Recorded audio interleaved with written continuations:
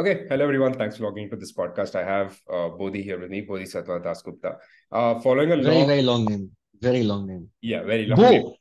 Yeah, following a long, glorious career in marketing and copywriting with the likes of Ogilvy and Mather and Weiden Kennedy. Bodhi is now an entrepreneur with the Voice Company, and as he calls himself, an intern as well with the Voice Company. And what they want to do is to revolutionize marketing and advertising in a way to give brands like a voice. So they work from anyone ranging from a person to a small startup to a company, and to sort of redo advertising and marketing in its own way.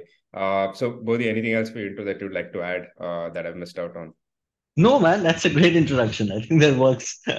Okay, perfect. Cool. Let's get into the questions. So when we floated your profile with our community, they had a lot of questions with someone who's had like a good career in copywriting. And lately with the way the startups have been working and with copywriting as an industry or as a field itself is starting to become very popular again, and people really want to sort of get into it and try their luck at it, right? Especially in the era of content creation that we live in. So Yeah. we'll start off right at the very beginning, right? And we saw firstly, like your job experience is extremely interestingly put with all the companies that you work for. And that's where we noticed that first, when you're starting off with Ogilvy and Mather as well, when you had no experience and you got the first gig, right? So we were just reading that. So the first question that we have is if you were to reflect on that journey, right, where for copywriting, it's not so easy to enter. There's always like an entry barrier, and there's always like some Yeah. sort of work that needs to be done that you need to show to get in. So, what do you have to say in general for young people out there to first, if we're talking about representing creativity without having any experience,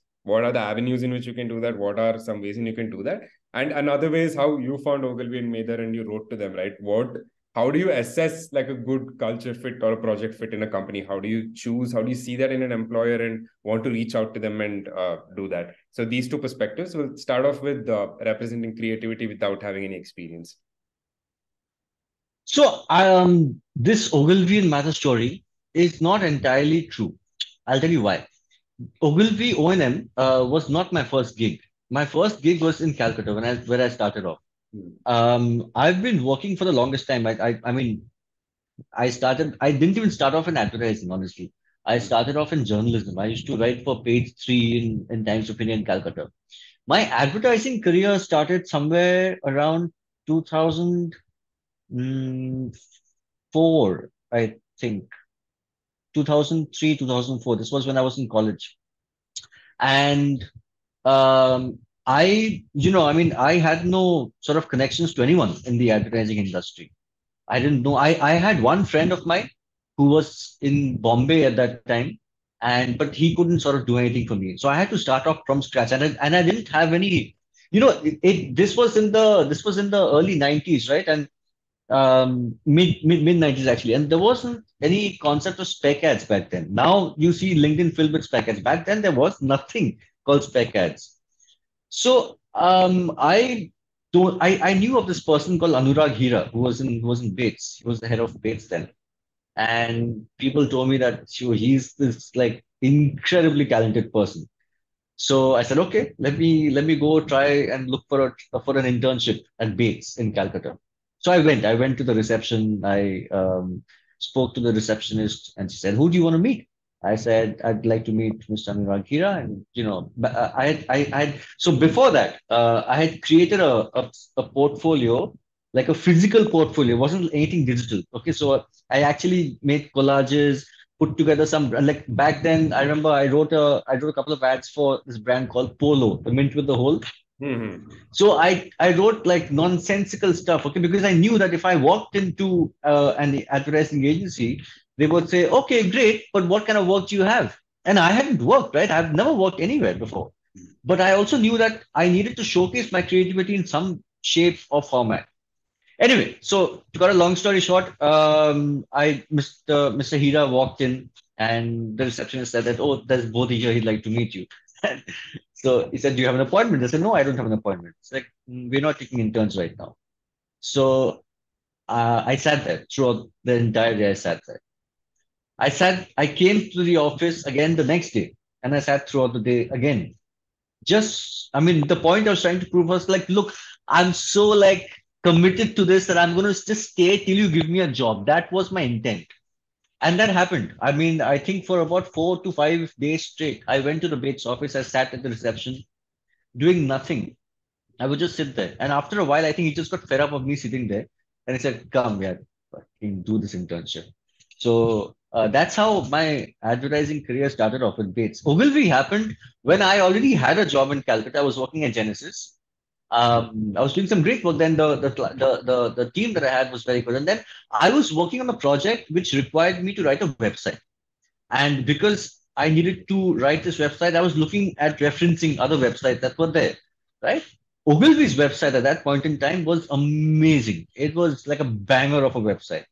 And there was a tiny little thing, when you navigate to the jobs page, there was a tiny little email address called jobs@ogilvy.com, which Yeah. was obviously centralized email address.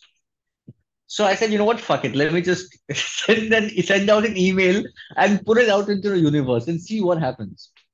So that's what I did. I wrote this like long email as to why I should be hired at Ogilvy, knowing fully well that I didn't have the work that was required for me to be hired, honestly. But I was like, fuck it, let's just do it. What's the worst that can happen, right?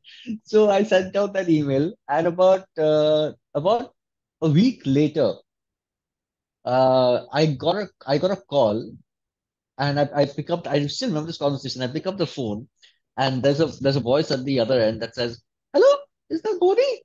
I said, "Yeah." Says then, "Yeah, we got your portfolio. You're hired." I was like, I thought this was a prank call, so I hung up. And then I got another call 5 minutes later from another person. She was a lady, and she said, "Hi, is that Bodhi?" I said, "Yeah." I said, "Emmanuel called you right now, and we've seen your portfolio, and we just like to let you know that you have a job offer on the table." I was like, I had no idea who Emmanuel was. So Google Emmanuel Ogilvy. Turns out that Emmanuel was the head of Ogilvy. Oh, wow. And I was like, shit, did I just hang up on Emmanuel's face? Did that just happen? So anyway, so then I mean, I was like, when can you join? And all of those conversations happen. I said, I can join tomorrow. So anyway, I didn't join the next day, but obviously, I mean, I took a week or something, and that's how I came to Delhi in 2007, March or April. I think I came to Delhi, Ogilvy, and that's when I think my career started to sort of take a shape of its own because Ogilvy actually taught me. I mean, if the Cal advertising scene taught me the fundamentals, Ogilvy took those fundamentals and turned them into something else. Right? It was amazing. But to answer your question, I think for people who don't have a portfolio, and uh, a lot of people don't, right? So people who don't have a portfolio, I think it's tough. It's not easy. Mm. Which is why I mean, through the copy traineeship that I do, one of the things that I focus on for writers joining in is by the end of the month of the copy traineeship, you're going to have a portfolio that's, I mean, if you're good at it, there's no reason why you can't enter advertising with that portfolio. Okay. And I do that because I know that there are so many youngsters out there who have no idea about what a portfolio is, how to create one, what should go inside the portfolio, how Mm. you should, because it's not just about the work, it's about how you package it. Because the portfolio, as I keep talking about in my sessions, is your life journey, right? So it's a unique document. Yeah. It is about what you bring to the table. It's not so much about the work. So yeah, I mean, and in terms of culture fit, honestly, man, I think culture fit comes much later. I think when you're first starting out in advertising, you don't even know what your own culture is. Mm. Forget about culture fit, Mm. right? I mean, now I know who I am, but it's taken me a long time to figure that out. If you had asked me this question in 2007, I would be like, I just need a job. I have no idea what culture. Culture is a very new thing that we're learning about and talking about right now. Mm. Back then there was no such thing like that. But in today's scenario, I think for people who are just starting out, I don't think don't bother so much about culture. Do a little bit of research. I mean, are they good pay masters? First of all, do they fuck up? Do they fuck around with your money? Do you get your salary on time? Are the Mm. people that you are reporting to more or less nice people? You Yeah. know, and because of the internet, the knowledge is there. You Yeah. just need to do a little of research, and we'll find out, right? And if you find out that this place may be a great place, but the people that I'll be reporting to or the team that I'll be working in is not such a good team, then maybe don't join that place, right? Mm. But I also feel that there's a lot of hearsay about a lot of people, and For example, if I've worked with A and I've had a terrible experience, I'll tell people that A is shit, right? Yeah. But that's my experience with A. Not everyone's experience is the same, right? So at the same time, I would also like to say that take it with a pinch of salt. People are dynamic by nature. You know, not everyone's perfect, not everyone's good, not everyone's wholly bad. I think there's so many grays and colors and yellows and greens and all of that in between that it's you should just hope for the best and go for it. Yeah. And if it doesn't work out, then you always have the option of quitting. So Yeah. that option's always there. Yeah, but I think to start off with, like you said, right, especially when you don't have a portfolio, you're starting from scratch in any industry, and not in this field or anything, but Correct. so important to get started, get that first gig and do some work that actually matters and Yeah. show that you have this thing, right? And obviously, if it doesn't fit and if the culture doesn't matter, it doesn't fit you that well, you can always go and find something else. But you still have done that work in your first gig to show that, okay, Yeah. I'm now a professional in this field. I have done Yeah. professional. Yeah, yeah. I think that that's very important. Yeah. Okay. We'll come back to the copy traineeship, like what you mentioned when you're helping people Mm. with copyright and getting them started. We'll cover that later on. But another thing that first you want to do a little bit of a deep dive into copywriting, some of the things that demystify some of the things that people want to understand it, especially when it comes to things like creative work and things like the process behind it. And the next Mm. question as well is that uh, creative work, I think that generally we want to like sort of cover that, right? And you Mm. mentioned in one of your experiences with Weiden and Kennedy that at one point you stopped performing, right? Or your performance hindered Yeah. and Yeah. you weren't able to continue. And then it Yeah. wasn't fair on the team. That's why you decided to move on. So if you just were to understand what creative blockage is, right? Like what was it for you back then? How did that stop? And if for a young professional out there, for a young creator who has just gotten started, what do they need to understand about creative blockage versus what do they need to understand about procrastination and just not doing the work? Because a lot of times the line Yeah. gets Yeah. blurred between these two things, right? Yeah. So if you Yeah. could talk about this exchange, and next we'll talk about getting out of this creator's block, writer's block, whatever you want to call it, right? Yeah. What process of coming out of it, what worked for you, and what are Yeah. generally some things that you've seen work. So first, let's Yeah. talk about the debate between creative blockage and procrastination. So I'll just reference the Wyden Kennedy chapter in my life. I didn't have a creative block at Wyden Kennedy. I Hmm. had a block in terms of working environment there. Okay. And I'll tell you why that happened. I mean, I was a young dad. My daughter was about 2.5, I think, at that time. And I live in Gurgaon. The Wyden Kennedy office is in Delhi, right? Hmm. And it was my responsibility to drop her to the daycare in the morning and pick her up in the evening. Now, the daycare is unfortunately shut at 5:30 to 5:45. Hmm. So when I entered Wyden Kennedy, I had told them about this responsibility of mine that I have to fulfill. Right? I mean, sure. I mean, uh, maybe a couple of days I could stay till late, but the way I had planned my day, and I'd spoken to Sunil as well, and he was very understanding. The fact that this was my work, but I also needed to do a lot of other stuff. I needed to drive back from Delhi, pick up my daughter, you know, give her home, all of that, right? Stay with her. What I saw happening there was that the real work, so the daytime work was more about the writing and the creating and all of that, right? But the strategy work that used to happen there, the sitting and talking and brainstorming, all of that, that used to happen in the evening. Okay, Hmm. because that's when, and different agencies function different ways. At Wyden Kennedy, this was what I saw was happening.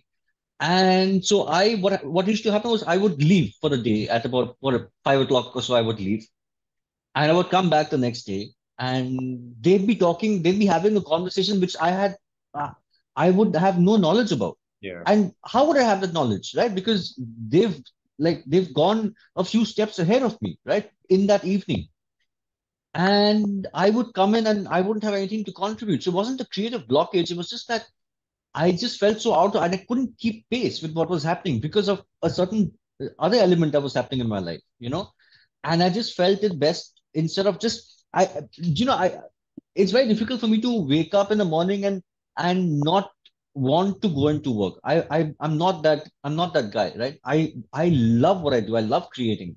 And the minute I feel that this is not fun for me anymore, it feels like an effort. I Hmm. feel that effort is going to show in the work. You'll find the stress coming out in the work. So which is why I think that if you want to create anything, it can't come from a place of stress. It has to come from a place of bliss and happiness and joy, right? Anyway, I wasn't feeling that at Weiden Kennedy. So I said, the best thing for me to do here is just leave. And I didn't have a job. But it's not like I had a job and I said, oh, I'm leaving because I have another job or fight. I didn't have any of that. But I left. And I think whatever little money advertising doesn't pay. So whatever little money I had, I went off to Kerala and I just like did a solo trip and just walked around looking at beaches and sunsets and evaluating life decisions. What the fuck am I going to do? And why am I on a beach when I don't have a job? All of that nonsense happened. But thankfully, while I was walking on the beach one day, I got a call from JWT saying that, okay, come on board and let's work. So that happened. But in terms of creative blockages, and not just writer's block, but as a creative person, it's very natural to go through these blockages, right? I think it's natural for any industry, you know. Now, there are two parts here. The fact that your inability to create, that's one part. The other part is your inability to create because you're either overthinking it or you're striving for perfection, which is an elusive sort of thing, or you're just lazy, right? I've worked with tons of people throughout my career, right? And now I can sort of identify who has a real blockage and who's just not giving it, you know? And I think the more you grow in the industry, you'll realize that deadlines are real. Deadlines are not a figment of imagination. It's a real thing.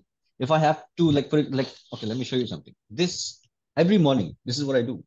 I write down. It's not just so you'll read something called bank statements here. Yeah. Which means that my accountant has sent me an email in the morning saying that, hey, listen, I need all your bank statements for April. It goes here because I know I have to do this. I have to finish this by today. And I have finished, which is why the tick mark is here. Right? So I think the more you grow in the industry, you'll realize that you can't negotiate with timelines. Which means what? If you can't negotiate with timelines, even with a creative blockage that you might have, creative block that you might have, you still have to deliver. You can't go to someone and say, hey, can't really create right now. That's not professional at all. Right? And I don't mean to be an ageist at all. I'm not. But I find that the youth, I mean, this generation of writers or creators keep talking about this a lot, right? Oh, it's like my mental piece is fucked. I can't create. Then you're fucked. You can't be in the creative industry. Yeah. You can't. And I'm not propagating for toxic environments here at all. Yeah. I'm just saying that stress points will always be there in your life. Yeah. You'll always have terrible clients. You'll always have a terrible boss. Not always, but at some points in your career, right? You will, right? And if you can't navigate your way around all of that, you're fucked, right? Yeah. So what I do to sort of navigate my creative block is when I know that I have to write something, but it's not coming. What I do is I write something insignificant, which has nothing to do with what I'm actually supposed to be writing. So, for example, if I'm supposed to be writing a campaign and the words aren't coming out, right? It's very similar to working out, right? I mean, what you don't start off with lifting weights. Yeah. You start off with a walk. You start off with maybe just like a light sort of stretching exercise, just to get your body up to that level, right? Just to tell your body to wake up. That's all it is.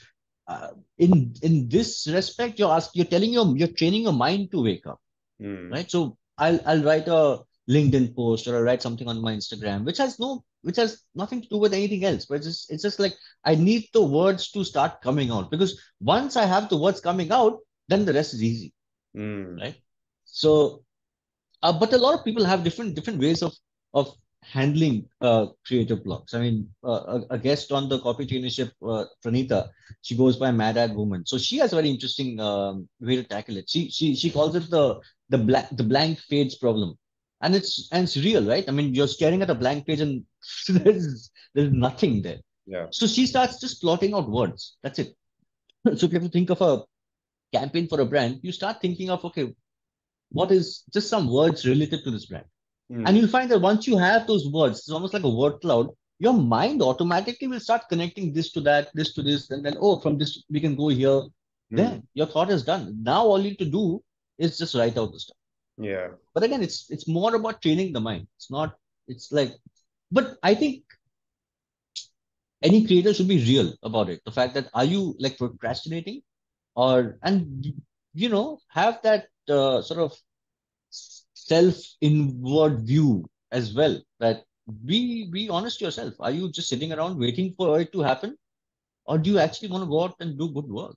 Yeah. Because there's no guarantee that the work that you put out is going to be good, but you still have to put it out.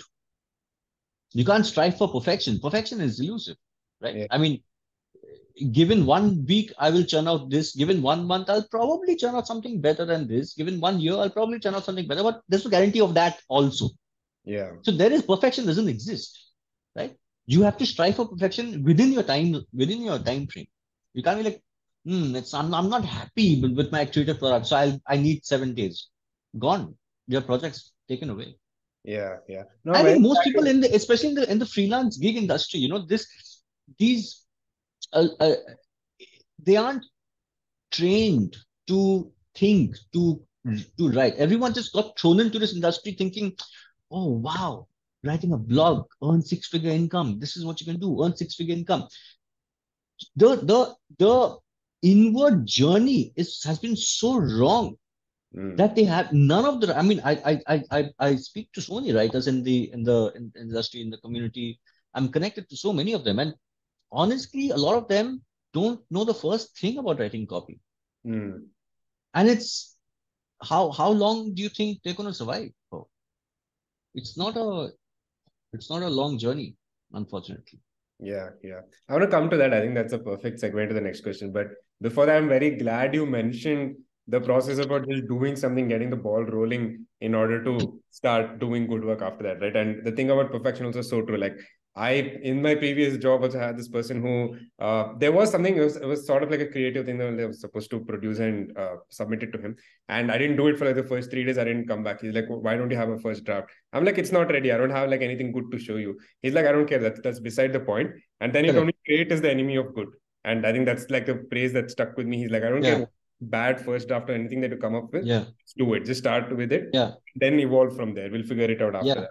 So I'm Yeah. very glad that you mentioned that doing something, like if you really want to, that's another distinction, obviously. If you really want to, then I think the best way to get started is to just get started, right? To start. Yeah, absolutely. Yeah, yeah. So they're very glad that you brought that up. Okay, sorry. Yeah, next thing is this is what you mentioned, right? About copywriting, about where people are seeking a career in copywriting, in marketing, in like anything on the creative side of things, but are not trained enough. But especially with today's day and age with social media, everyone thinks of themselves as a content creator in some way because of like their own page or whatever it is. They feel like they're creating some good content, right? And there is some impression that content marketing or just creating content in general is sort of like an easy thing, and they're a natural copywriter by birth and they can really do well at it, right? And this is without obviously having any training or not knowing anything about the field at all. So for someone in this phase, right, who wants to get into the industry professionally but thinks that they're really good right now, what is some good self-analysis they can do on their own copywriting skills? How do you tell if you're actually good or not, like if this is a field for you or not, right? So that's one thing. And the second thing is, from an industry point of view, to do this professionally, what is the definition of a good copywriter? Right, like we'll cover that next. So both these things sort of like two different perspectives. Sorry, what was your first question? I have First a question shit was, memory. So if I'll forget the second question. yeah. So the first question was, as a amateur who you haven't started professionally yet, how do you analyze your own skills, your own copywriting skills, to tell whether you're good at this or not, and whether you can take it up professionally or not? Okay, very simple answer. Assume when you start out that you're shit. Okay. Okay. So, and I'll try and substantiate what I just said. There are two schools of thought: the ancient school of thought and my school of thought. The ancient school of thought says that content writing is vastly different from copywriting. Okay. So content writing is emails, blogs, websites, SMSs, all of that stuff. Advertising is copywriting is advertising copywriting. So print ads, hoardings, flyers, leaflets, all of that. That's advertising copywriting. I disagree with this because I think that copywriting is an art. Okay. Learning how to frame sentences together towards an desirable objective. That is what copywriting is. Just distill it down, right? It's always towards a purpose. Now, that purpose could be getting someone to read the subject line of an email and click on it, right? That purpose could be getting someone to cross the 3-second limit of a YouTube video and watch the rest, or a reel, or whatever, right? That purpose could be having someone right swipe your profile on Bumble, right? Everything is copywriting. Everything, every single copy that you're surrounded with is copywriting. The word content describes itself. Content is anything that you consume, right? So is a print ad content? Of course it's content. Why is it not content? I'm consuming. Correct. Now what's happening now is that people who are writing blogs, people who are writing websites, people who are writing emails, people who are writing push notifications, all that, they're writers, right? They're creating all of this. They are doing this without any knowledge about copywriting, which is why most of the stuff that surrounds us is shit. Because they have no knowledge of copywriting. You need to have so either you learn about it in college, right? Or you pick up on the job. Like I picked up on the job. I didn't go to a college that taught me copywriting, but I picked up on the job, right? But you can't be complacent about the fact that you are a copywriter when actually you're writing a blog which ChatGPT could do in like 1/100th of the time. Yeah. That doesn't make you a copywriter, unfortunately. And all of these people on LinkedIn who claim to be like, I'm so disgusted by it. And it's just false information being spread. Like I came across this person's profile the other day, and she said, I reject 1.5 lakh retainers on a monthly basis. Okay. I was like, the deals that you reject, can you give them to me? Because I would like some fucking business. And who are these people who reject 1.5? And this was like a 24-year-old woman, yeah? Who are you that you're rejecting 1.5 lakh business or return on a monthly basis? Who are you? Now, the other thing is that all of this is lies. You have to understand that all of this is bullshit, right? People who claim to have worked for 3 months as a writer and earning 6-figure incomes is bullshit.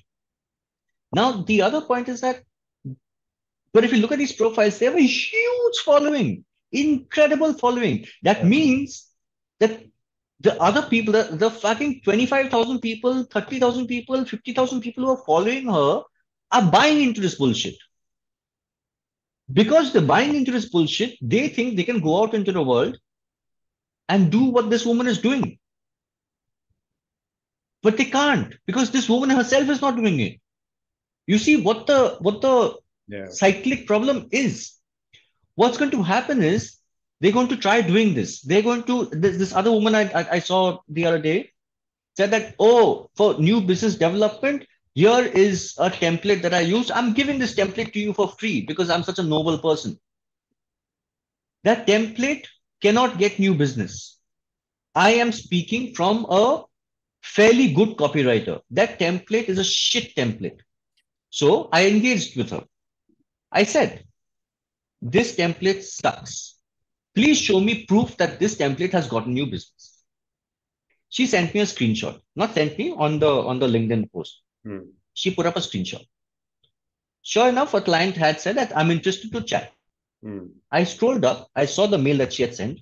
It was not the same template that she put out in her post. Okay. To which I obviously called her out. I said, this is not a template you sort of said people should use. So, I mean, then she of course deleted my comments. Of So, which course. is fine. I'm perfectly fine with that. But I'm now on a mission to expose these fucking people, because I think that the youth deserve more. I think the youth deserve transparency. Um, they need a bit of training, which I don't think all of these courses that are floating around are shit. And people who trained with me on the copy traineeship have done these courses, and they've told me that the courses which we've done is just a waste of money because we haven't learned jack shit. Which means what? It's all a money making scheme, right? Yeah. It's all a money making scheme. That's all. There's nothing else. So this other woman does this course, and I was speaking to, I don't know if you know Shantesh. So I was speaking to him the other day. I said, "Hey, listen, have you attended this woman's course?" So he said, strangely enough, I did, just to see what she's doing. So I said, okay, what was the course like? So he said that this was a 1 hour session. For 30 minutes, she showed a YouTube video. For the next 30 minutes, there was an AMA. I said, okay, what was the course? What did she teach? It's like, no, she didn't teach anything. She just showed a YouTube video. Wow. And you're charging money for that. That's nuts, right? I mean, how? Anyway, it's just infuriating. Sorry, I've completely forgotten what your question was, and I don't even The know if I've question is answered it or about, not. yeah, the question you actually answered the first part of it about copywriting and understand your analysis and copywriting skills. So obviously formal training and all that is required, right? So to move to the next part of the question, which is how does the industry define a good copywriter, right? That's what I think people want to know so that they can sort of narrow their learnings down according to that. It's very, very difficult question. How does the industry define a copywriter? Okay, I don't know, man. I think anyone who, what would you say is a good copywriter? Who is a good copywriter? In terms of like the output they're producing, or maybe not I like a, mean, judging from the portfolios I see on a daily basis, right? I think a good copywriter is a copywriter who takes um, a simple product or simple brand, but then turns that into such a joyful moment for the reader. I mean, and by joyful, I don't mean like, oh, I'm so happy. But a copywriter is essentially someone who can make people feel things. It's emotion, right? So have I written copy enough for you to feel like you want to donate money to a fund, for example? Have I written copy well enough for you to open an email? You know? So I think it's not easy to be able to break through that barrier. It takes time to break through that barrier. But at the end of the day, it's just about heart and emotion. A copywriter should be able to write copy which sort of gets the heart in action. You know, as soon as it's a two-way communication. That's when I think that's how I would define good copy, and not just like a one way, like a copywriter talking through a paper or a website. It's not one way. Brand is not one way communication. When it becomes a two-way communication, when I'm an equal participant in the consumption of that copy, then it's great copy, right? Because I'm involved. Got it. Got it. Yeah, I think that's a great way to sort of think about it, and for young people to sort of shape their, actually shape with their learnings towards it. Okay, we'll move on to the next thing. And one thing that we found very interesting, which we really wanted to ask you about, was you decided to intern with Whole Truth, right? After Yeah. like more than a decade of working across top companies and all of that. So, and this is about internships as a whole, right? Which is for young people out there, and for a lot of people who interact with internships are their gateway into the professional world, right? The first thing that they do when they're in college, when they're right out of college as well. Yeah. So when with the industries that you know and the work that you know really well, what would you say in terms of first learning the right things as an intern? So what do you focus on in your internship to make sure that you're picking up what you wanted to, or picking up the right things? So what defines like a good internships in like a learning sense? And second, we'll talk about finding the right place to intern at, which we've sort of covered earlier, but we'll talk about that one more time. So first is learning the right things as an intern. What do you have to say about that? So I think the objective behind your internship should be crystal clear in your head. What are you hoping to achieve? For example, if an internship is for 3 months, right? Whether it's paid, whether it's unpaid, doesn't matter. What are you hoping to learn from it? And you should have that conversation with whoever that you're reporting to. Okay. What usually happens with internships and traineeships is that companies will pay you like a piddly amount of money. They'll get you on board and make you do the dirtiest of work. Mm. That I feel is not fair at all. All right.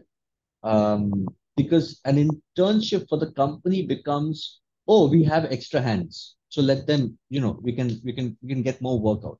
But internship by nature is not that. So, I mean, the, the word internship means a period of time where you're learning, Mm. right? And if you're so busy, you have no idea about the environment, you have no idea about the work you're creating. You can't be expected to create work without knowing what you're creating, Mm. right? So, uh, and as I said, I mean, you have to first figure out what it is. I mean, if you came to me as an intern and said, hey, listen, I really want to understand how you do business development. Mm. You have that objective in your head. You want in the next 3 months, you want to just focus on that, right? And you have a conversation with me saying, hey, Mo, do you think I could just follow you for the next 3 months and just see how you do it? I know what I'm expected, right, to impart. The other person knows what is expected from my side to give, Mm. right? So it's a fair and equal exchange, you know. Um, an internship should not be confused with a traineeship, which is right. Um, so yeah, I think just be clear in your head what you hope to achieve. You Mm. know. Got it. Got it. Yeah. I think that's very valid. Okay. And how about finding the right place to intern at? Like, what are things that you need to consider very early on? Obviously, you don't know too much, and we already addressed like the culture part of it a little bit, right? But Yeah. let's say you have an objective that you want to learn, like business development, sales, marketing, whatever it is, Mm. right? But Mm. like you said, there are a lot of companies out there who, in the name of internships, it's not really great work they're doing, and not really learning a lot as well, right? And filtering this becomes sort of difficult. So, what do you have to say in terms of finding from an outsider? How do you find out what a good place to intern So is? again, that question is, I mean, you need to answer your objective first. Mm. Once you've answered the objective, then you look for places that can answer to that objective, Mm. right? So, for example, if your objective is to learn about business development, let's say, right, or how to really write cracking product copy, which the whole truth has done so beautifully well, right? I mean, they Yeah. consistently do it well. So then you look for companies who do that and you write to them saying, hey, listen, this is my area of interest. This is what I really want to learn about. And just soak yourself in that environment and just pick up as much as you can. So, I mean, when I wrote to Shashank, the founder of Whole Truth, I mean, I told him my story. I said, listen, this is not going to be a traditional internship because I have my job. I run a company, Mm. right? But I'm so curious about how you guys run this ship. I'm so curious about what triggers you, what fires your brain cells up. How do you want to create this category? How are you so good at it, right? Because who knows, tomorrow I may do the same thing. Tomorrow I may work with another company in the same space, and that knowledge would be immensely helpful for me, right? So yeah, that's why I wrote to him, and I said that I just want to intern with you guys for a while, just to sort of help you and see how your mind functions. And he agreed, and it was great. I mean, I just saw things from up close instead of sitting outside and watching stuff come out. You know. Got it. Got it. Yeah. Next, we'll talk about advertising, and one thing that's very interesting is how does the landscape of advertising change when the big bucks are involved, right? When you're doing this for the big brands and all of that, and everyone's seen advertising throughout growing up, and even now, when they're always fascinated by the process, right? So, for someone like you who's worked with some of these big brands as well, and you've seen what it's like behind the scenes. So, firstly, for a big brand to work with an advertising agency, what does it take? What does the brand look for, right, with respect to the agency, and what are some of the traits that they're looking for? And second thing is, within the agency itself, within the team, how do you pick who leads the team and who is leading the campaign, and what is the process like within the agency when you're working with a brand? So both of these perspectives. So first, let's start off with what it takes for a brand to work with a advertising agency. What does that process look like? What does it take for a big brand? You need a big agency. Hmm. Okay, just because of the numbers that are involved, just because of the teams that are involved, right? You need that scale to happen, right? And that scale is can only happen when you have like many departments, many people in those departments. It's like a well-oiled ship, right? It's already in motion. So for a big brand to work with a small agency would be difficult, even though sometimes the ideas would be at par, right? It is at the point of execution at that national level Mm. that maybe smaller agencies will not be able to match up. Mm. Which is why when you see global alignments of businesses and agencies, those global alignments have gone on for years, right? Um, and I don't think that's going to change a lot, But what interestingly is changing right now is that brands have also started to realize that big agencies have not really evolved all that much. Mm.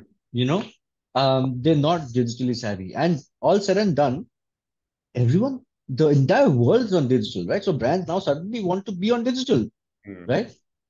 And it's not so much about, when a big agency does a does a campaign, digital campaign, they're like, we'll shoot a film and then we'll run it on YouTube.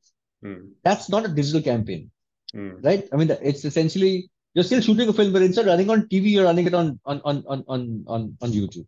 Yeah. Um, but by and large, I think what big brands look for is just like great leadership, a great planning department, creative that can answer back to the business objective, and of course the execution. So it is looking at a big structure like that.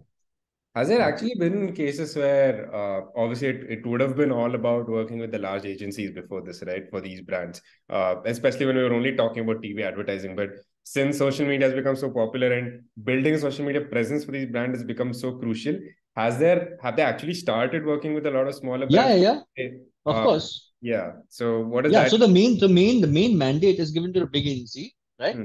But social media is, for example, given to a small agency. Oh, okay. So they So there actually, are two mandates given out. so different channels is different mandates that they have right now. Yeah, yeah. Got it. That started happening roughly about 3 to 4 years back, Hmm. and as time progresses, that's going to happen even more. Hmm.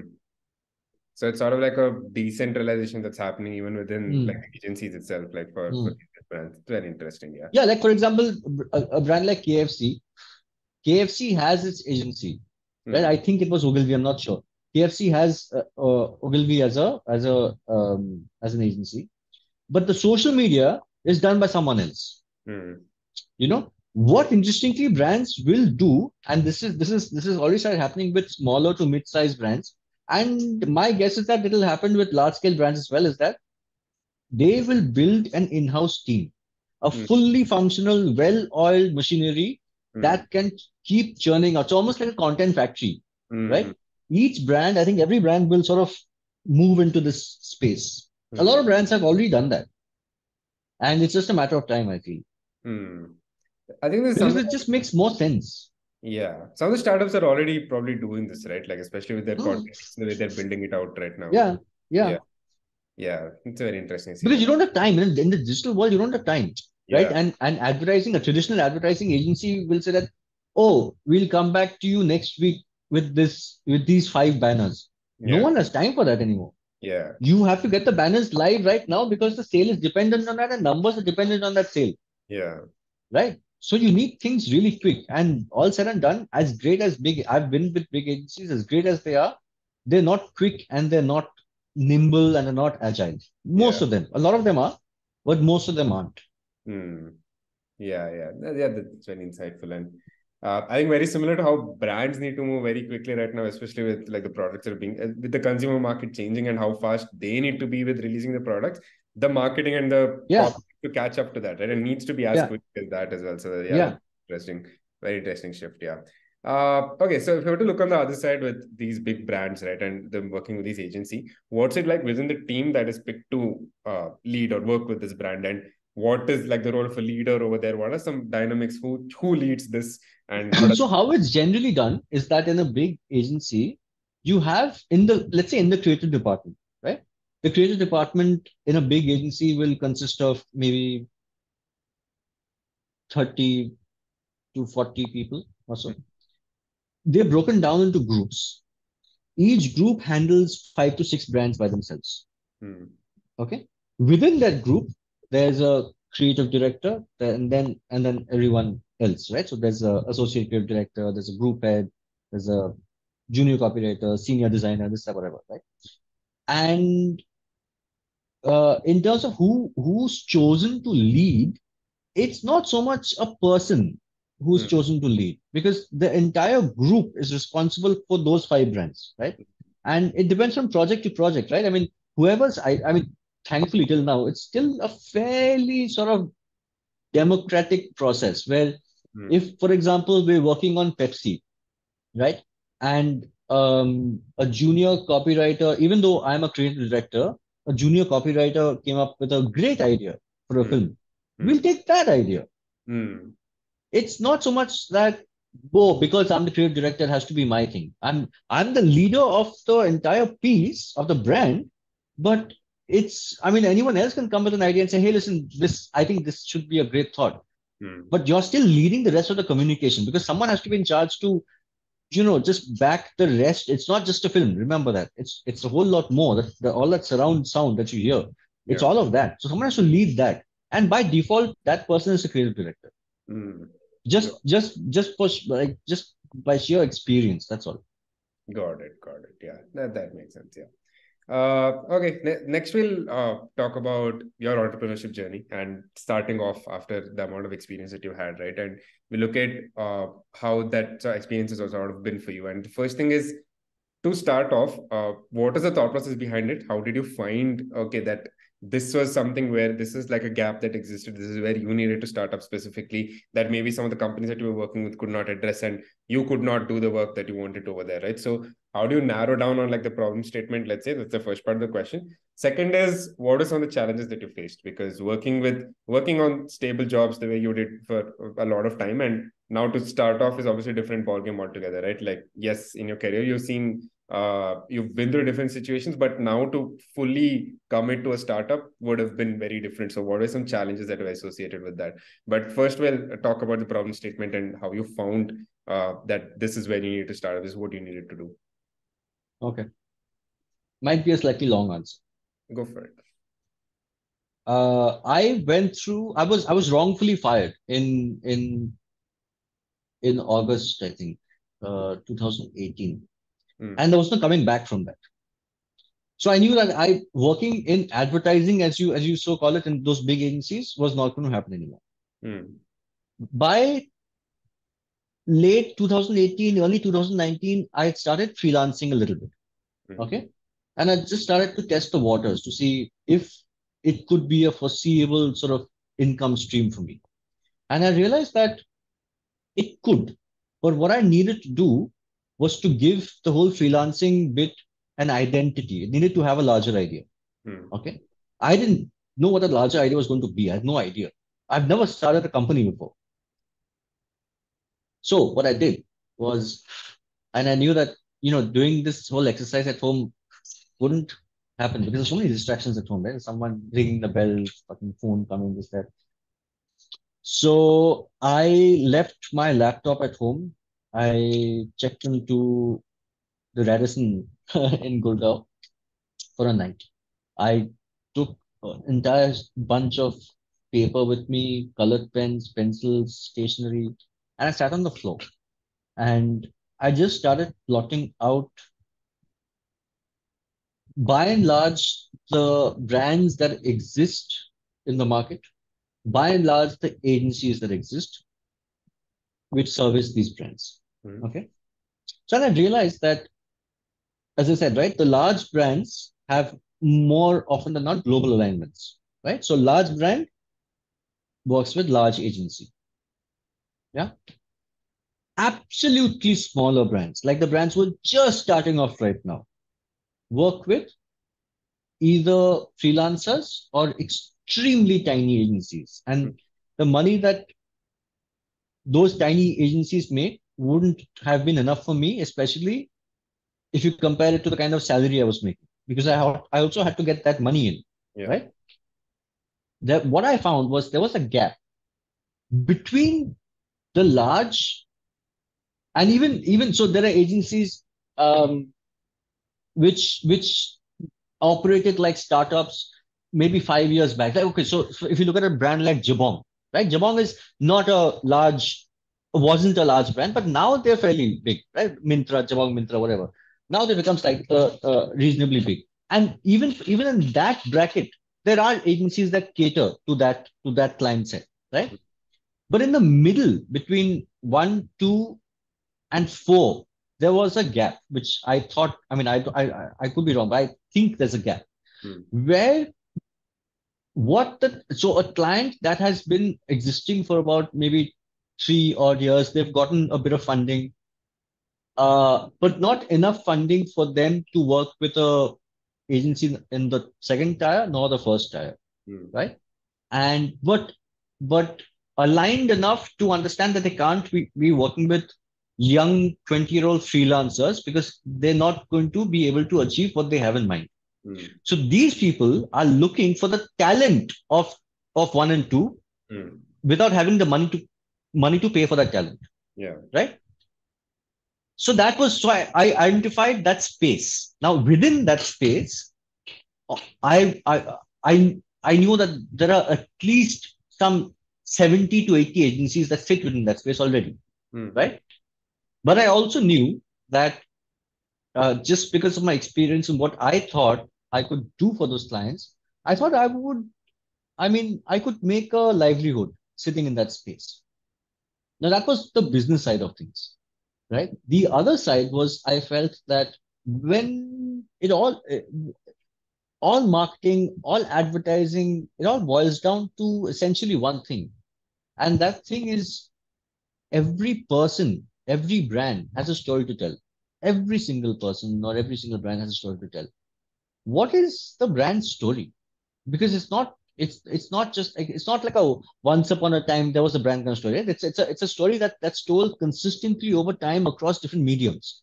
Mm. And I didn't see a lot of agencies concentrating on the brand story, right? Which is why I mean the voice company, which is why I call it the voice company, because I felt that a lot of companies haven't found their voice. Yeah. And this is something I'm very good at identifying voices for brands, especially new brands, right? Because if you think of it's very simple, right? If you think of Zomato and Swiggy, both of these companies do exactly the same thing. Both of them are in the food delivery space. But you share Zomato memes. Why do you share Zomato memes?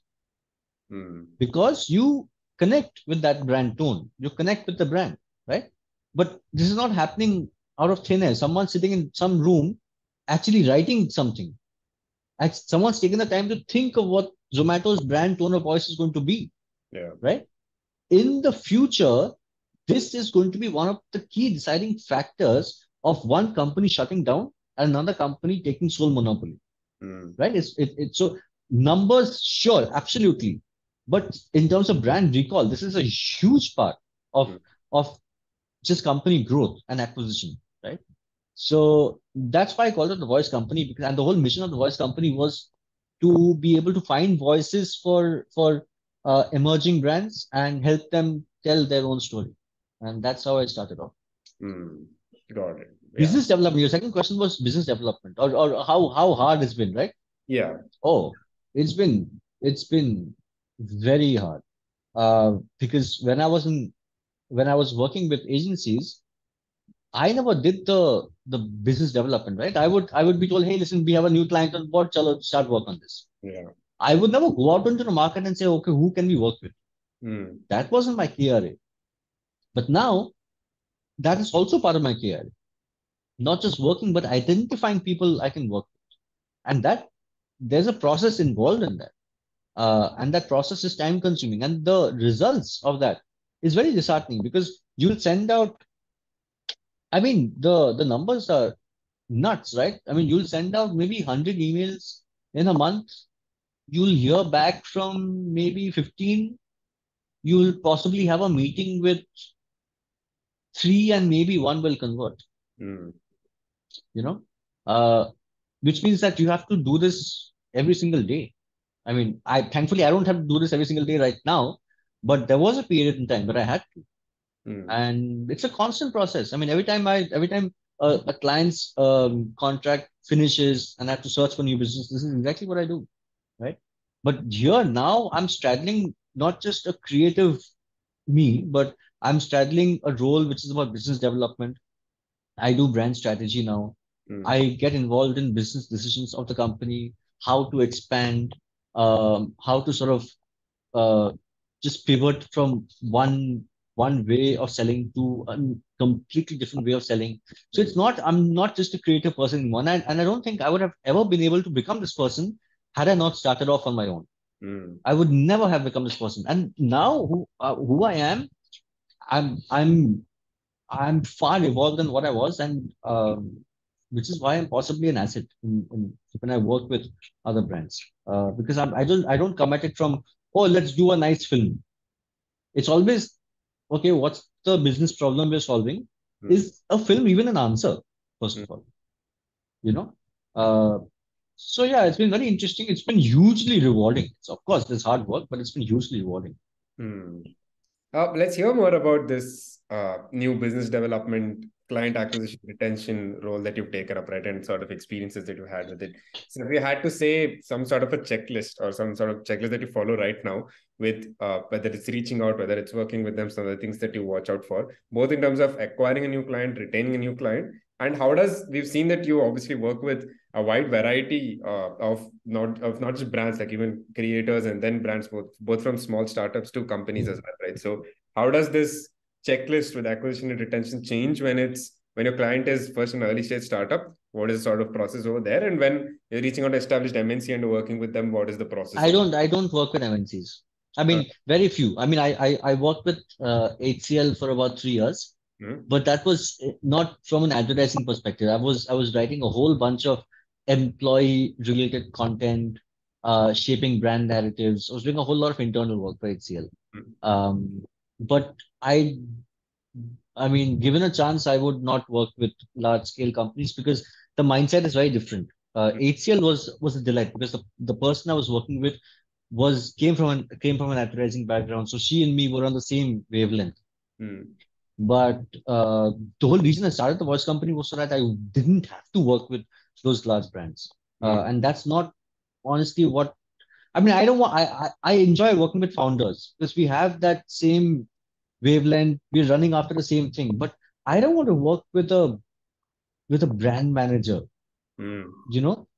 I'm the conversation is not going to be on the same level. So, but in terms of business development, what I do is fairly simple. I try, so there are, I mean, the internet is filled with like a list of new companies that are coming up. And, India is growing, right? The economy is growing. Yeah. So there are new companies being born every day. And thanks to Shark Tank, which has now made startups so fucking sexy, that everyone's fucking following Shark Tank. So the whole startup ecosystem has A, grown, B, become hugely popular, and C, accessible, Hmm. right?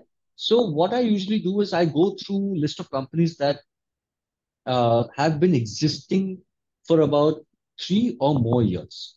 Now, Hmm. the reason I do that is because if I find a company that's existed for 1 year, I know that apart from raising maybe angel round, they wouldn't have raised a lot of money because they're still trying to prove their product at this point.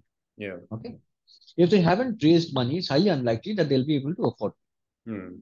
Okay. If you've been around in the market for about 3 odd years, you would have raised enough money to invest in marketing. Okay.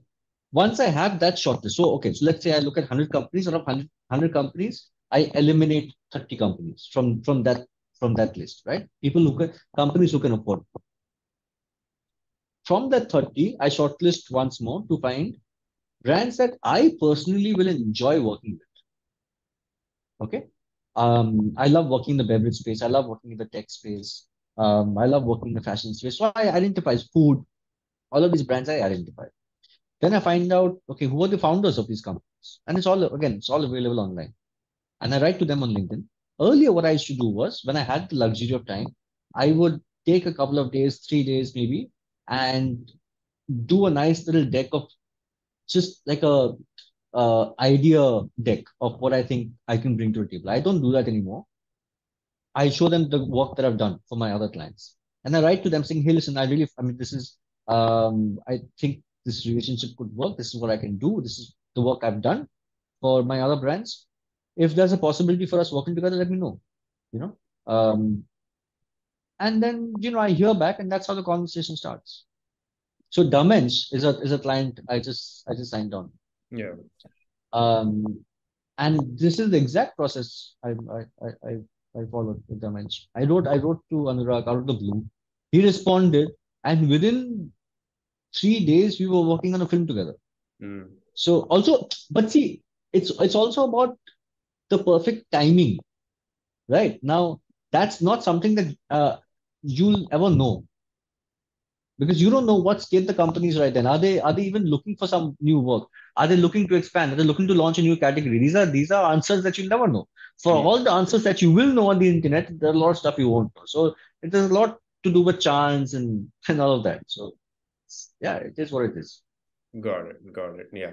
Yeah, and this is something I was wondering about, which I wanted to ask you next also, is that with the way internet has come in, and but when you mentioned that you don't want to work with brand managers and all that, and you want to work more with founders and creators more, in that sense. And the internet has changed obviously a lot of things in this wave, so a new wave that we've seen right now. So in terms of, if you have to talk about how advertising and copywriting has changed, what are some things that you find great about the current times and the modern times, and what's great right now? But is there something that you missed, or something that you found extremely great from the traditional era, back from the era of proper TV advertising and traditional, I think, print media and all of that? So what are some great highlights for you from both of these eras?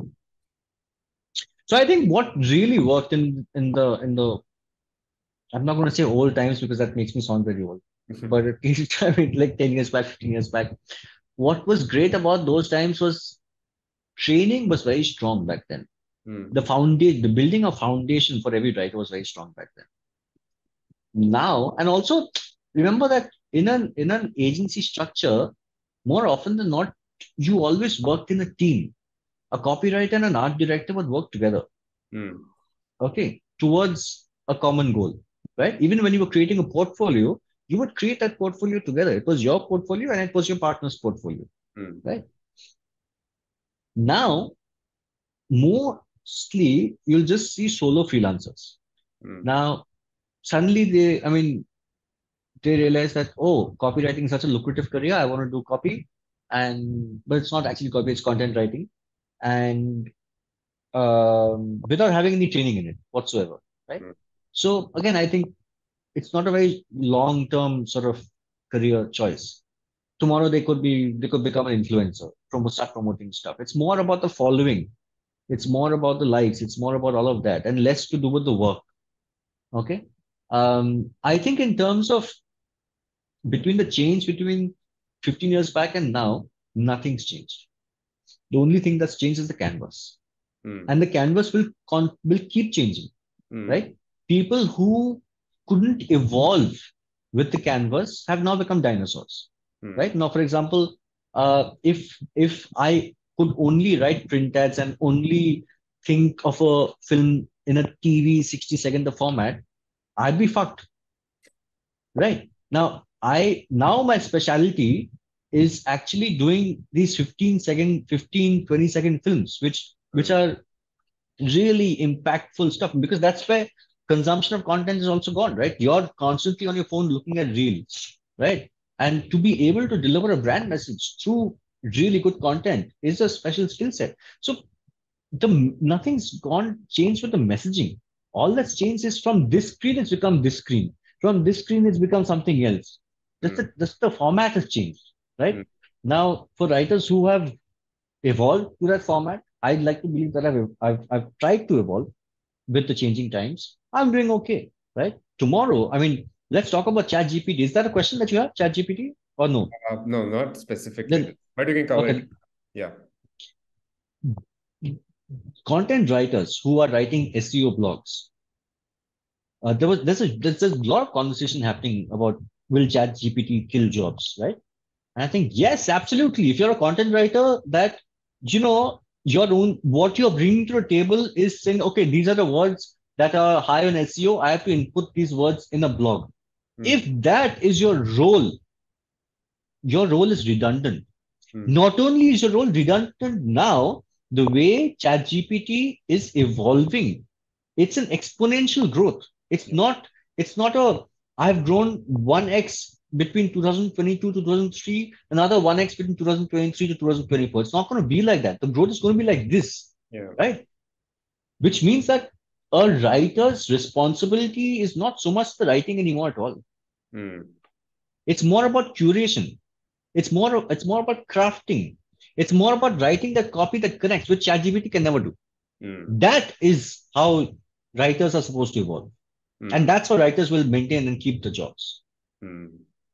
But people who write blogs and fucking write a blog, but write a blog that ChatGPT can't write. Mm. Write using SEO, but write the stuff in a way where it's a magical piece of writing. Mm. People don't do that, at least from the blogs that I've read. Got it. Yeah. Okay, but we'll talk more about this, right? With the creative process itself, right? And from the way the things are changing, obviously, and the way the industry is as well. So, for someone who's working, someone young who's working in it and looking to evolve as well, right? What is the balance that you draw between one, still maintaining your originality while knowing that the kind of content or the kind of copy that you need to produce is the format keeps changing and all of that needs to Yeah. change to still maintain your sense of your creative process and like the what makes you who you are, right? And how you bring that out, how does that remain constant? And the second thing is, where do you know when to learn, right? To ask very broadly. And any habit that you've developed in the creative process, maybe that's a little redundant now and you need to evolve that and something needs to change. For example, like chat gpt itself, right? And knowing that you have to like change your habits a little bit and sure the creative process changes a little bit because you can leverage a tool like this for whatever work that you're doing. I So understand your question. So, but let me try and so sorry, what was your first question? originality versus knowing what. Originality. So okay, so originality is a tough one because okay, when a baby is born, right? The baby doesn't know itself, Mm, right? Baby has no idea about who he or she is, right? And only when they start walking, talking, all of that, they begin to sort of understand who they are in the world. They begin to understand about relationships, about dynamics, all of that, right? In the professional career, it's the same. You don't know who you are when you're starting your career. So there's no question of originality. mm, Originality comes into it when you spend a fair bit of time creating because you'll know that, okay, this is coming naturally to me, mm, which is probably this is who I am.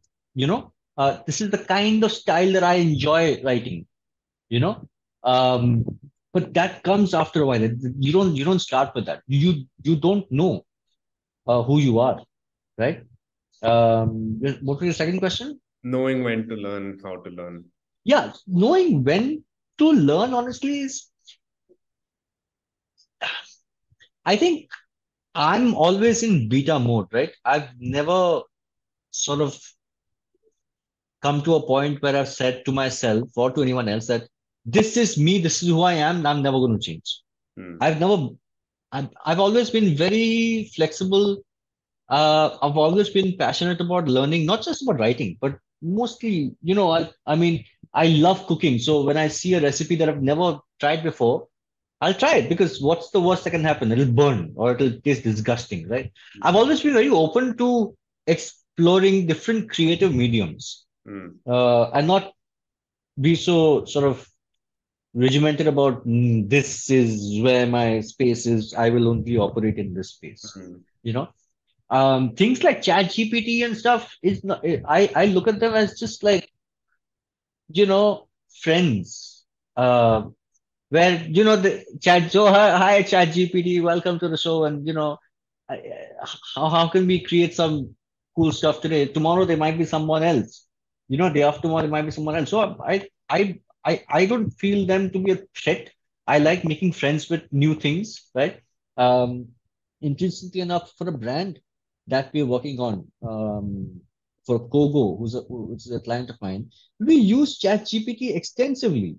mm, Extensively. Does that mean that I'm losing my job? No, I'm the one who's using ChatGPT. The mm, founder is using ChatGPT. right? ChatGPT is just supposed to make your life simpler, nothing else. So, Yeah. but you can only understand that if you're open to learning. If Mm. you're blocked, saying that ChatGPT, I will not ever talk to because ChatGPT will eat up my job. If you're that person, right, then ChatGPT will eat up your job. Yeah. You know, um, and I mean, art. Like if you look at Dali, if you look at these other places, right, Mm.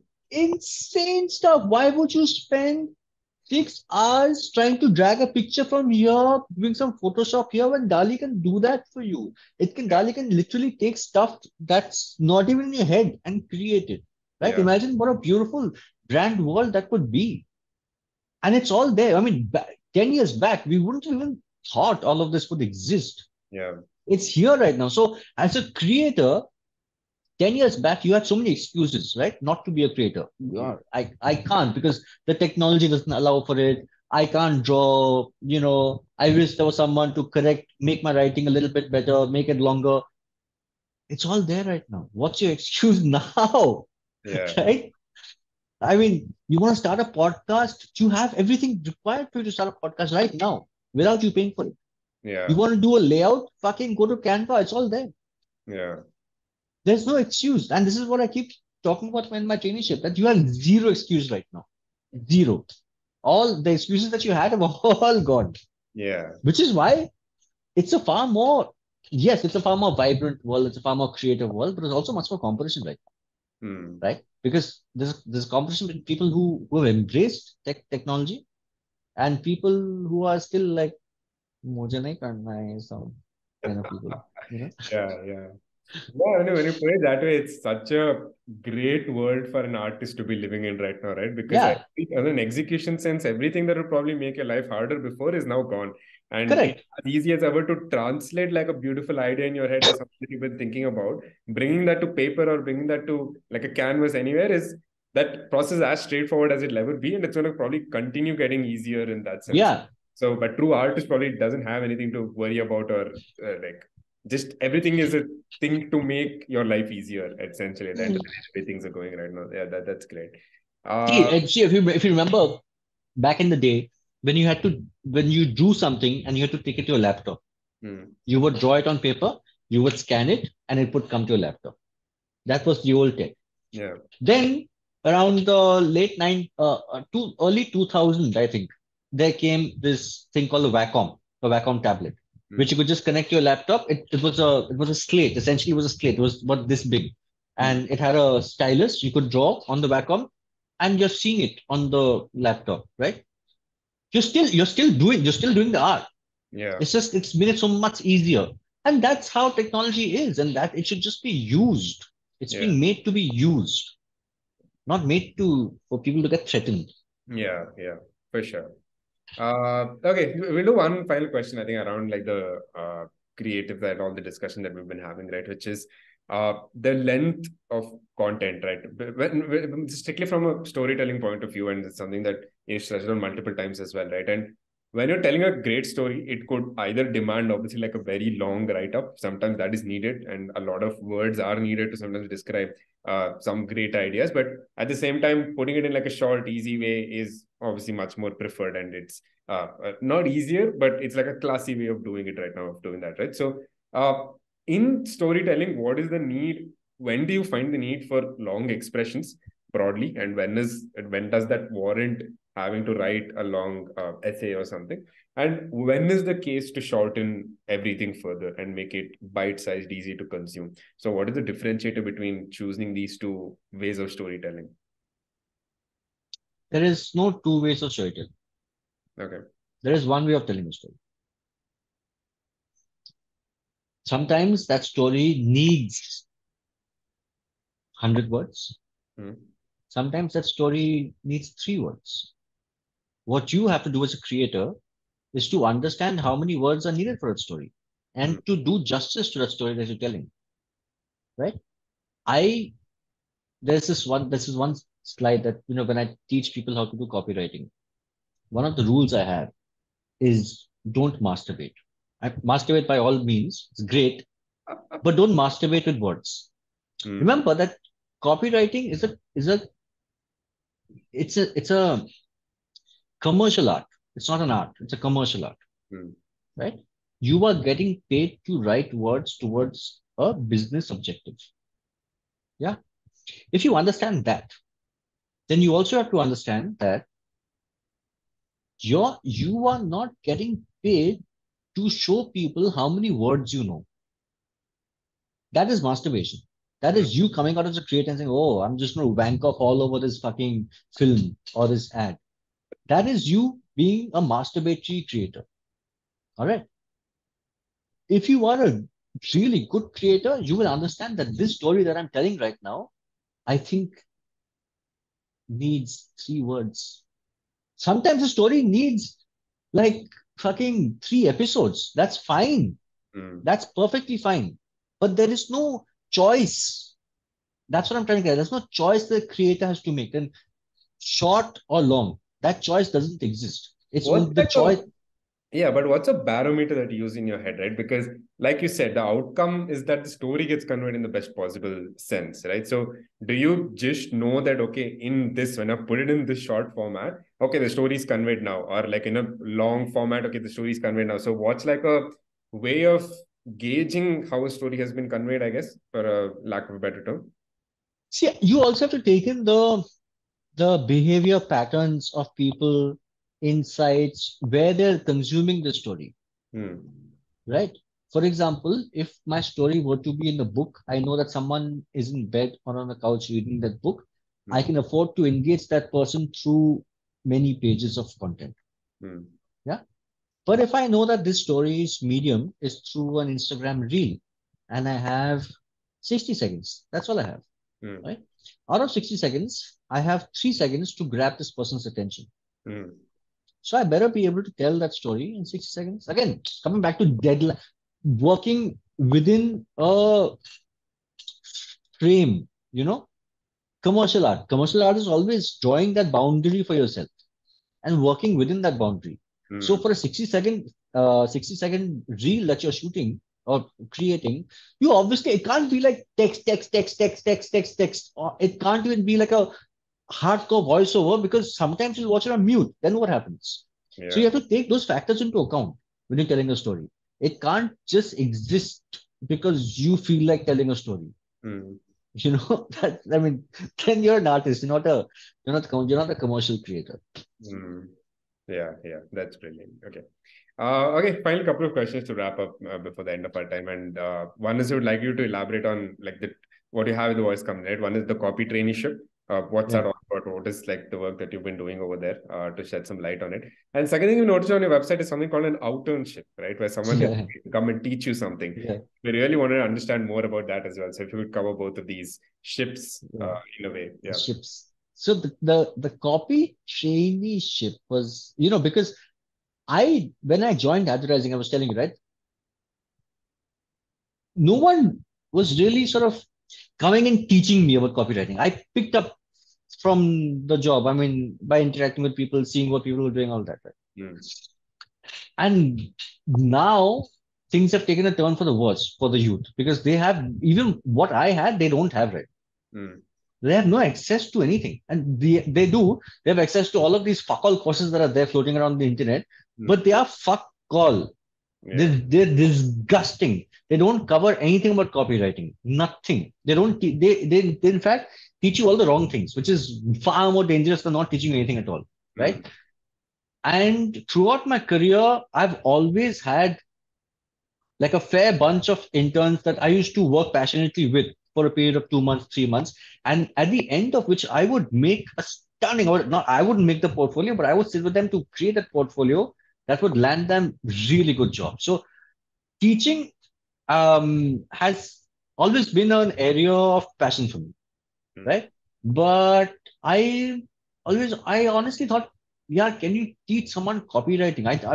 Because one part of me thought it was just something that you were born with, either you had it or you didn't.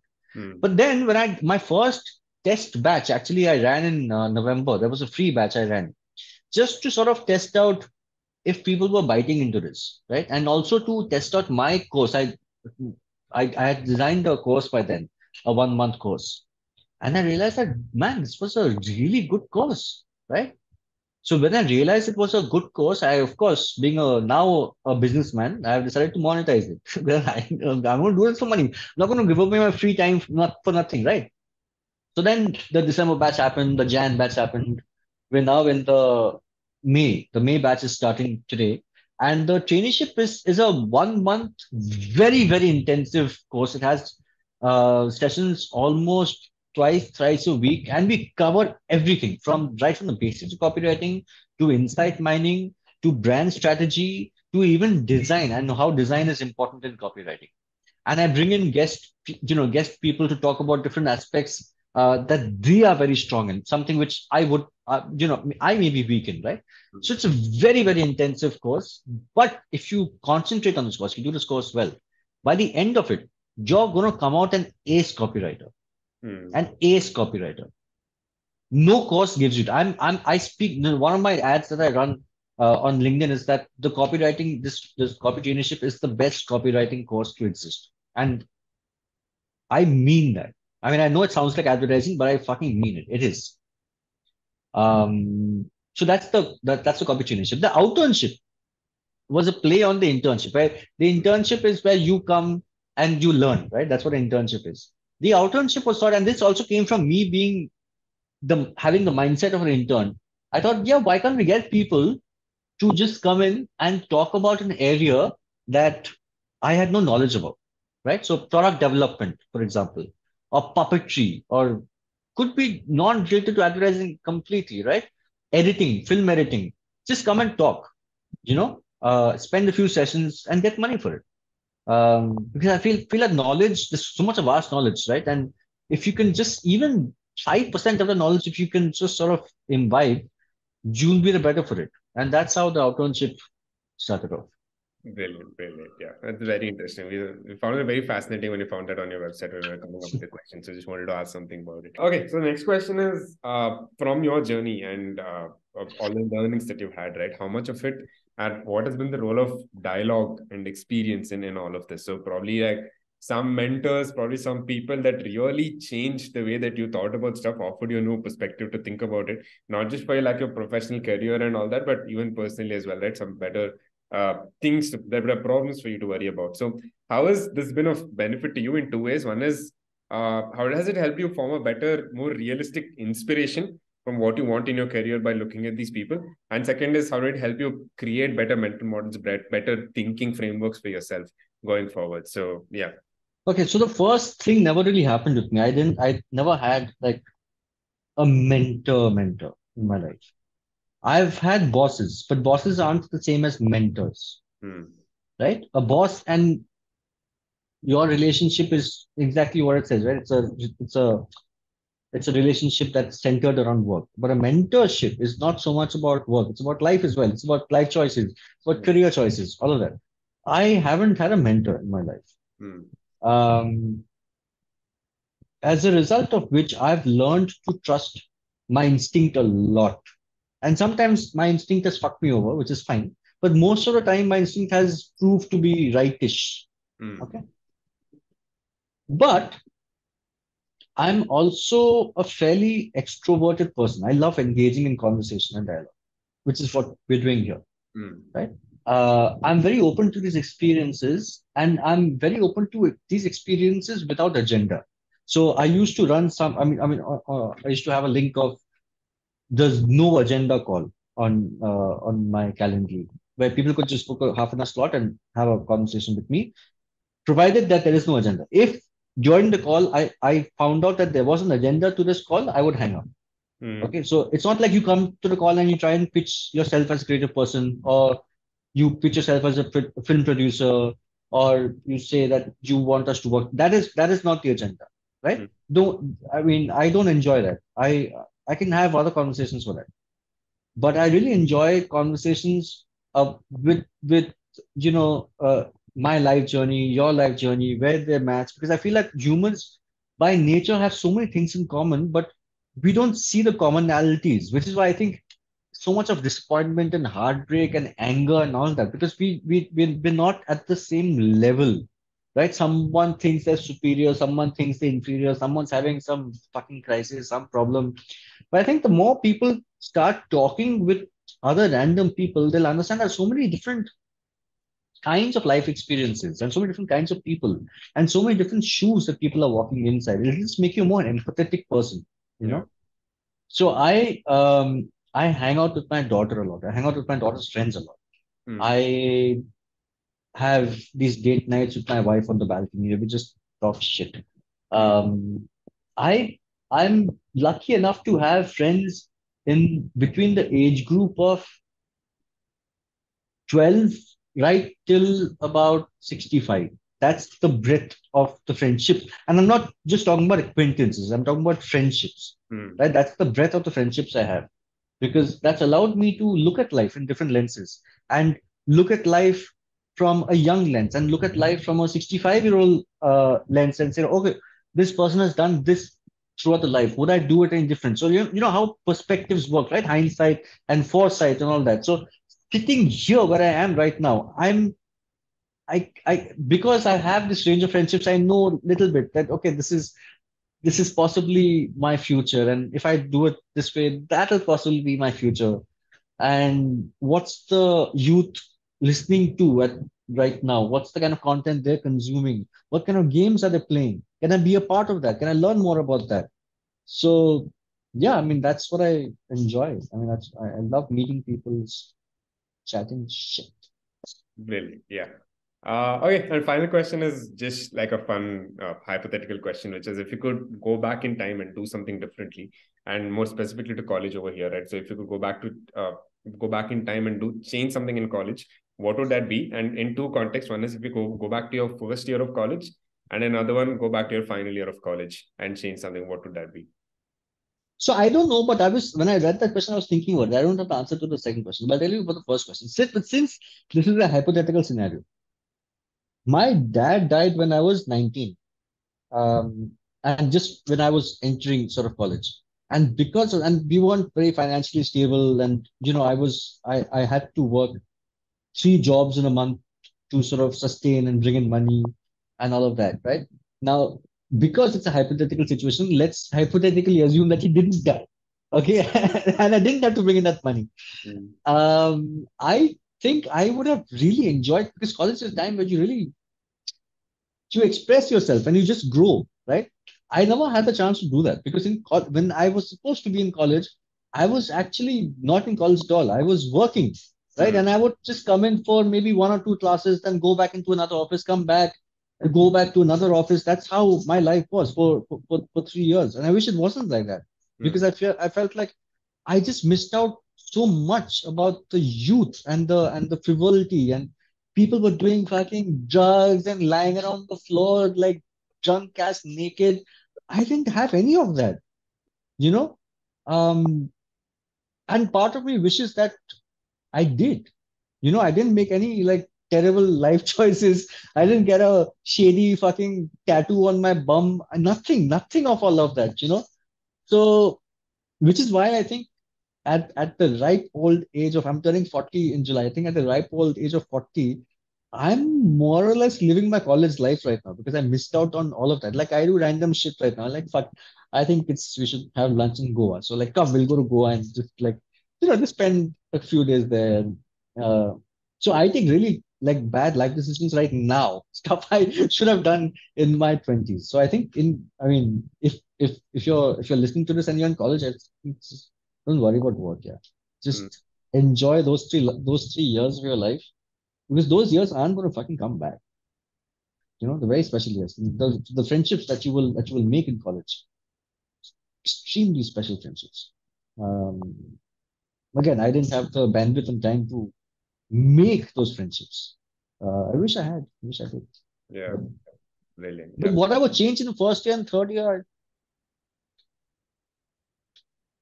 I think first year I wouldn't change anything. Third year, I possibly like I remember I had the hots for this girl and I never asked her out. Maybe I would have asked her out. I don't know. Brilliant. Yeah.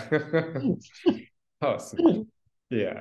I think, okay, great note. I think conclude also. And yeah, I mean, thank you so much for doing this with us, Bodhi. It's been a Thank you, great man. conversation. Yeah, I And think we had a good chat. I yeah. don't know how much sense I made, but it was Oh no, good it chat. was great. I think more than like for our listeners and what they're gonna hear out of this, I'm not really sure what the outcome. For me, it was a very thoroughly enjoyable chat from all the different podcasts that I've done. So this is like a pretty different one. So thank you so much for that great chat.